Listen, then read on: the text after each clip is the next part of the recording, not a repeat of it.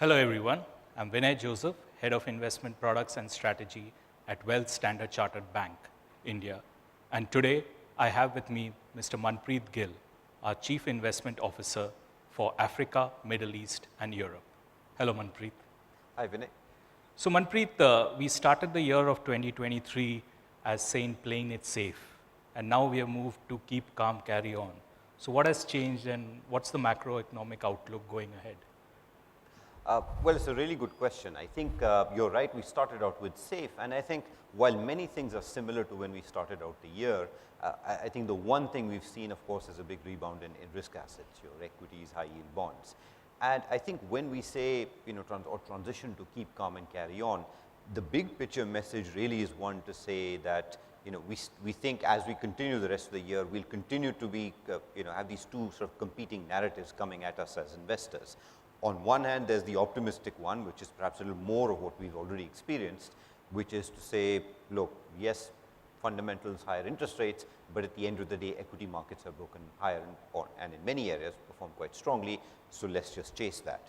But there is also the pessimistic argument, which we believe will sort of come at us from time to time, and that argues that, look, equity markets might very well be rallying, but interest rates have gone up by a lot in the US, but indeed in most major economies, and that ultimately is going to slow growth, hence let's just go hide in the safety of very defensive assets. Now, in our view, neither extreme is necessarily the right answer, and for us it's about keeping calm, carrying on, and really sort of continuing with sensible investing. Running a well-diversified portfolio and evaluating investment opportunities with a long fundamental view. So let's break down CALM. As a bank, we love our acronyms, and CALM is also an acronym. So C, as we say, stands for capitalize on market opportunities, which is there. So where do you see the market opportunity right now for the second half? Well, specifically in two areas. I think our top ranked one, particularly in global markets, is high quality bonds. And where we're coming from with that is we just believe that after the sort of long series of interest rate hikes that we've already experienced, we are either at or very close to a cyclical high in bond yields. And what that means is one of the few periods in the whole cycle when bonds sort of perform well, not only because bond prices go up as bond yields gradually fall as they price in lower growth, lower interest rates in the future, but also it's a great time to lock in bond yields if thinking beyond just the next 1 year, thinking about locking in these high level of yields for as many years as might make sense depending on what one's goals are. So that's sort of our highest sort of conviction global markets in terms of capitalizing on opportunities. A second one, of course, is in equities. And to be fair, here we're a little bit more selective. Of course, at a broad asset class level, we view sort of a core allocation as right balance between those upside risks and the downside risks. But there it's about sort of getting a little bit more focused with smaller size bets. So looking at regions or sectors as really the opportunities. So moving to A, which is allocate broadly, which I guess is that we like a much more diversified portfolio than a concentrated approach. So what would your advice be to clients? How can you get that allocation right or broadly across your assets? It's a good point. I think and allocate broadly is really about saying it's not just about those high conviction ideas, it's about looking at the portfolio as a whole. And a portfolio is not just a collection of the highest conviction ideas. There are many asset classes which play the role of a diversifier. And that's really where we're coming from. And I think two examples of that are obviously gold. I mean, we have a neutral or core allocation view, but it can be a great hedge against periods of volatility. It can be help in periods when we have dollar weakness, for example. The other one is alternative strategies, which obviously is a big bucket. There are many sub strategies within that. It's a loosely used phrase, but for example, that could be hedge funds, it could be private assets, it could be alternatives of other kinds. And it's not necessarily where we have the highest level of conviction.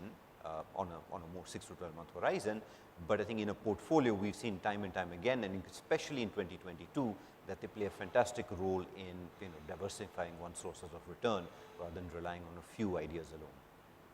So moving to L, which is lean to Asia. So I'm guessing there we think the best opportunities are in Asia.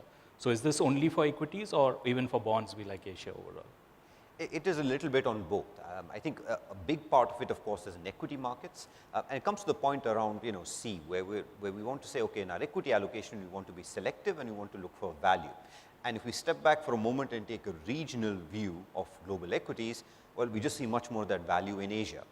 And you can see that in markets, of course, like Japan or China, where valuations are extremely low. But even on Indian equities, perhaps valuations, of course, not quite as low, but obviously that's balanced against a much stronger sort of earnings outlook. So that's really coming from the equity side. On the bond side, it's really more in the US dollar bonds in Asia. So perhaps not quite local currency bonds just as yet, but you do see value. And in the case of Asia dollar bonds specifically, it's an investment grade heavy asset class. So it sort of fits quite nicely with the high conviction in terms of where bond yields are cyclically. So coming to M, which is basically manage volatility. Markets are not linear, so that's the core thing. So I think the fundamental of calm is the M part, which is manage volatility. So how do you see, how can we manage that volatility in the coming year? It's a great point, and I think you got the right phrase there. I mean, we have our return expectations, but markets never go up in a straight line, right?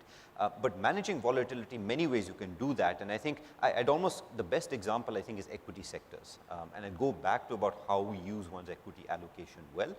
Regions, of course, are one part of it, but actually sectors can help manage volatility. And if I use the example of our US sector view, right, there's a bit of, we sort of like a barbell approach, because on one hand, we are over with the technology sector, obviously a lot of strong views on both sides there, but our thought process is the risks are tilted to the upside in the short term. That upside volatility, the risk that this rally carries on longer than we expect or might seem sensible, chances are it will be led by a sector like technology, so that's sort of on one side of the barbell. But on the other side, we are a little bit more balanced long term, and we think a more defensive sector like healthcare can help balance what we see as some of the risk of downside volatility in the long run, and obviously a more defensive sector like healthcare, increase your chances of positive earnings growth and ultimately more positive returns. So that's how one example we think about managing volatility. Thank you, Manpreet, for putting calm in focus. Thank you, listeners, to listening to this video. In case you need a copy of our report, please reach out to your relationship manager and listen to our podcast, Standard Chartered Money, India Money Insights. Thank you.